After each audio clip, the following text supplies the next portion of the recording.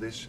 It's really important. When it comes to NATO, what you have achieved, and this is a huge win, and I just want to say this again, the last 2 years, Canada and European NATO nations spending $215 billion more in 2024 and 2025 and 2026 compared to 2024. This is staggering, 258 billion. In the meantime, almost 200,000 jobs in the US being supported by all the investments by countries in the United States in the defense industrial base, buying from the defense industrial base from the US companies. So here you see there is you have been able to really get them to step up, to do this. And when it comes to Iran, I know you're disappointed. We discussed it a couple of weeks ago. I would say these are isolated cases. 5,000 planes taking off from European airports in support of Epic Fury. It was Europe as one big platform of power projection for the United States, helping with Epic Fury, including countries you mentioned, Germany from day one, France, and many others. We discussed the Bucharest airport, which was closed for a couple of days for commercial traffic because you needed it for Epic Fury, and they were totally United fine. Kingdom wouldn't let us use the island for 2 weeks, so we had to fly back. No, so I'm saying you're right. There are isolated and cases. Italy was very bad, having to do with their bases, as you know, and a couple of others. So but still, generally, 5,000 is huge. And you mentioned Spain. Even you got Spain to pay 2%. They made a huge step in last year. So there's still issues we have to solve. But hey, also even Spain, I would say they got to the 2%. And I know you have a very strong relationship with the United Kingdom, the King, but also you personally always with Keir Starmer, who is now leaving office. He has now also committed to spend another $20 billion extra, 15 billion pounds on defense. So I would argue, without you in this chair, this would not have happened. It is, of course, because of Russia, but also because of you. So grab to win, it's there. You did this. It was The Hague, and now they're implementing it. And on Greenland, you and I made a deal in Davos. I will make sure that that deal is step by step being implemented.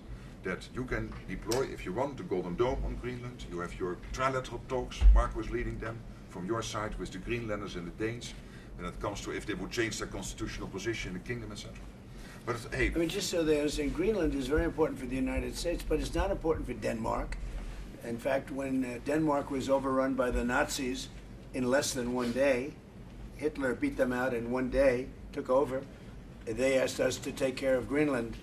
In fact, we took Greenland, and then stupidly we gave it back. We shouldn't have given it back to them because we're the ones that need it. We need it for protection of the world, not just the United States. And it's very important. It doesn't help Denmark, but it helps us.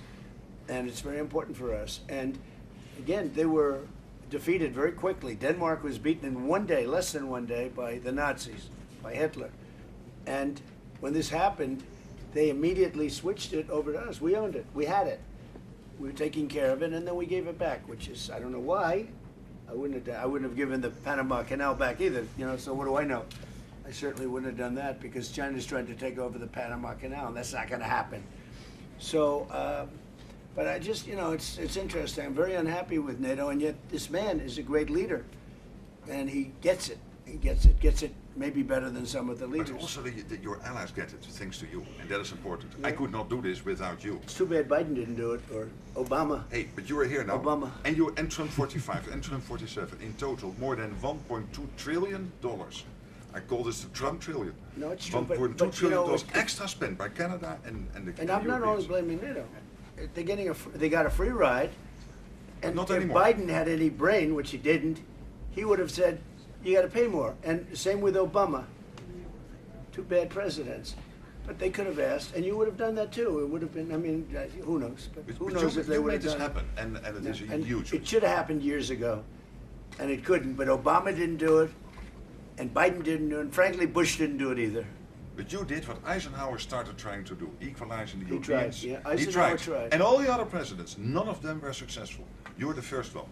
It's your win. Your win in The Hague. That's why I like him. And the win now. That's why I like him. This is true. Without you, this would not have happened.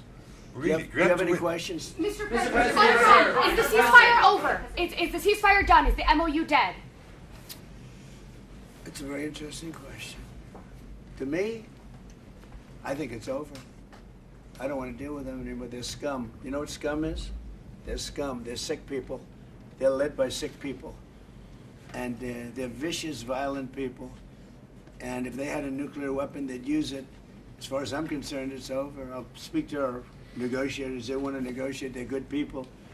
Steve Witkoff, Jared Kushner. But they have to come back to me. As far as I'm concerned, it's just a waste of time dealing with them. They're liars. We make a deal. And if I make a deal with him, we have a deal. And he goes out, he talks.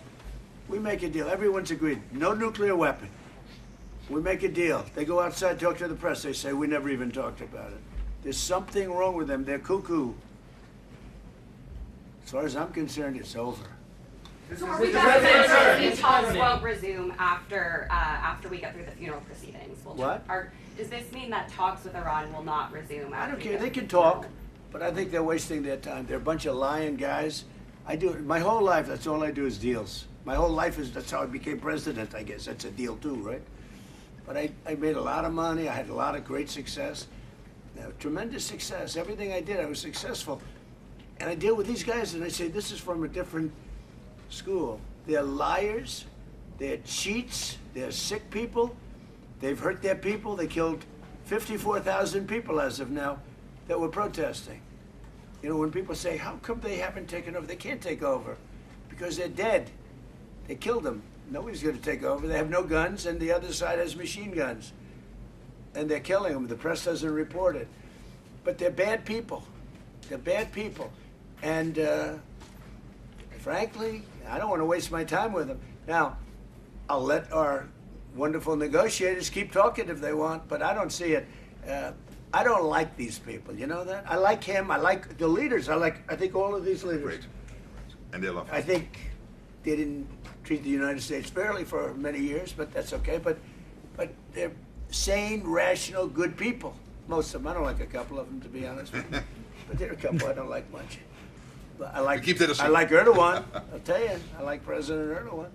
He rolled out the red carpet. He's terrific. You know, he could have gone into the war. A lot of people are saying, like with Bibi, I like Bibi. I think Bibi was a terrific wartime prime minister.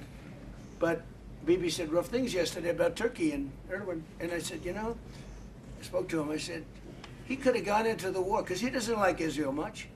And he doesn't like Bibi much. And he didn't go because of me. And this is a military power. Millions of soldiers. Turkey is very strong. They have a lot of our best equipment. They're trying to get the F-35s. But he didn't go in. He wanted it. He would go in. If it weren't for me, he would have gone in. And he would have been on the other side. Even though I don't think he likes the other side either, because he happens to be very sane and they happen to be very crazy. But so I think, you know, they treated us right. I think China treated us right. I was with President Xi, and I said, I hope you're not going to go into the war, because we don't want that. You know, he gets 50% of his oil from the Strait of Hormuz, and he gets more than 50%. And he never went into the war. He didn't supply him equipment, you know. He was great. I'm a big fan of President Xi. A lot of people say, oh, why? You know, I watched a couple of people critical of the fact that TikTok, it's so bad, it's so dangerous, it's so horrible, they're spreading all these rumors. And the numbers came out yesterday. You know who's number one on TikTok? I am. I'm number one on TikTok. And all I talk about is how bad communism is, right? They say, oh, it's terrible, they're spreading, but I'm number one. And I listen to Gordon Chang. I like Gordon Chang, but he's always like negative. Oh, China's so terrible, they're so terrible. And TikTok is so terrible. But I'm number one on TikTok. I have like 4 billion views or something like that. So I don't know. People have to get their priorities straight. We have had a really good day. We're going to have another good half a day, and then I'll see you later. We'll talk to you. Thank you very much. Thank you, everybody. Thank you.